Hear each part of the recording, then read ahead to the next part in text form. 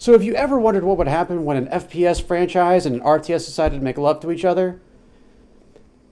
That is a sentence I never thought I'd hear say coming out of my mouth.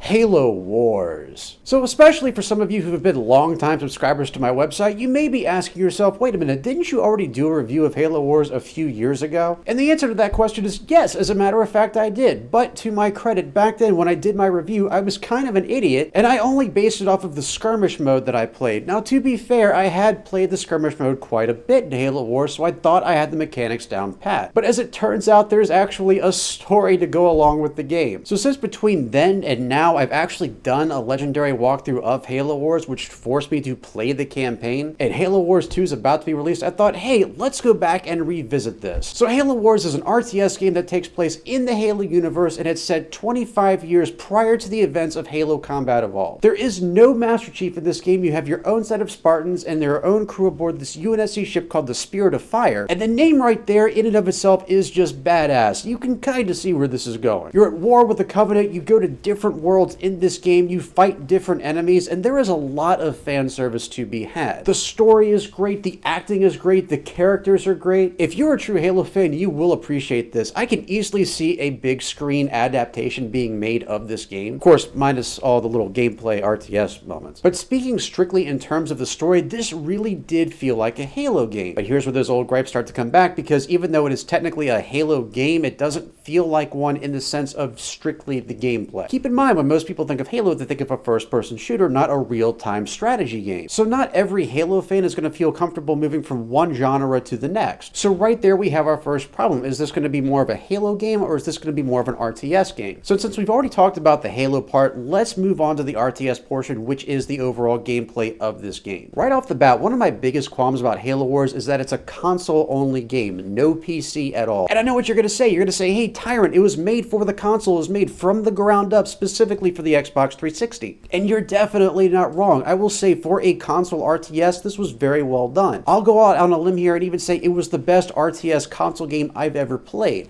But that's not saying much. And I'll be perfectly straight with you. The first RTS game I ever played was Command & Conquer 1 on the PlayStation. And that's how I started, but the first time I played the same game on the PC, it was like a completely different experience for me. Using a mouse and a keyboard just seems to work far better when you're trying to control entire armies and manage bases versus just using a console controller. And I don't care how well designed Halo Wars was for the console, to me it still would have felt better with a mouse and a keyboard. But let's talk about how it was built for the console. First of all, for an RTS, this was extremely simplified. And that's not really a compliment either. Instead of having a traditional RTS game where there's a lot of base building and a lot of strategy, this felt more like micromanagement. Remember this game right here? Yeah, that's right, Command & Conquer 4. EA tried to do the same thing to Command & Conquer what Microsoft did to Halo Wars, and guess what? That game came out in 2010 and they haven't made another one since. Now, if you're someone who likes the micromanagement thing, that's great, more power to you. But for me personally, I like the concept of base building. I like to build defensively rather than offensively. And that's what I liked about traditional RTS games like Command & Conquer. You can pick and choose your battle style. But in Halo Wars, it really is about the micromanagement. But let's talk about the unit cap. In Halo Wars, you can only have but so many units on the board at any given time. And I hate that so much. It makes sense for Uber units like the Scarabs and maybe the Grizzly tanks,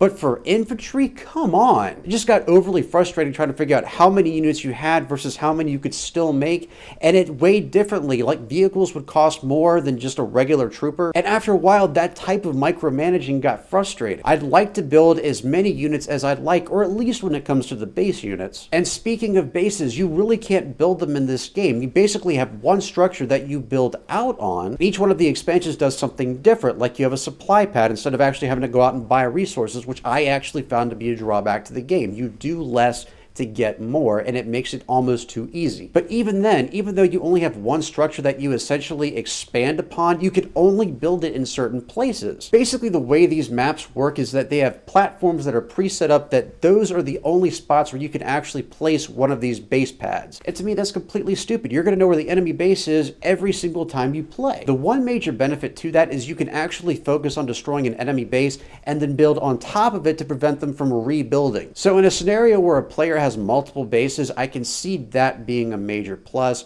and a fun strategic point. But all that aside, I will say the way that Ensemble Studios did it was really well done, all things considered. Like I said, there was a lot of fan service to be had here. You could see the naming schemes applied to both the Covenant faction and the UNSC faction. Not only did they make sense in terms of the names, but the overall design felt like something you would experience in a regular Halo game. So I will give major props to them for that. Well done. At the end of the day, this is a difficult one to call because you're trying to take two completely different genres and meld them together, and that's a difficult thing to do because unfortunately not all first-person shooter lovers are going to love RTS games, and not all RTS people are going to be Halo fans. So at the end of the day, I had a hard time figuring out who this was actually made for. Was it more for Halo fans or was it more for RTS fans? I think RTS fans are going to walk away from this game feeling a little bit disappointed and a little bit shortchanged just because how overly simplified it is. And I also think Halo fans may love the story, but they're not necessarily going to fall in love with the gameplay because it's not a first-person shooter. However, I will give credit where credit is due. They did the best they could with the resources they had, and overall, it was a fun experience. Was it a great game? No. Was it a bad game? No. And even though it's not the best RTS game I've played or the best Halo game I've played, I think at the end of the day, most Halo fans will appreciate this, if anything, for the story. And I will say that Halo Wars is worth buying if you can find it on sale.